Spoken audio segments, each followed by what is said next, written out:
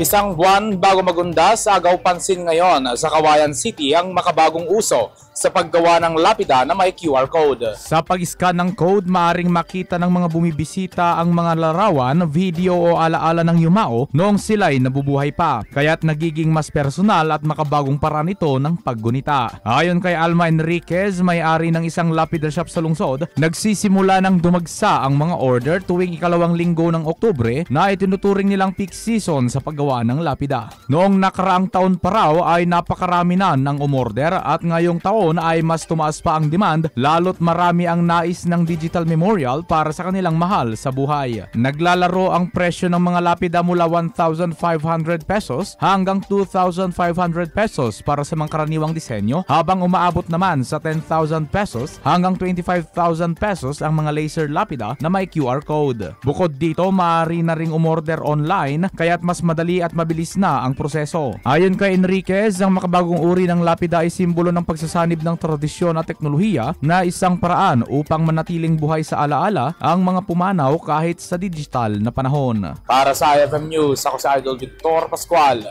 Idol! IFM News.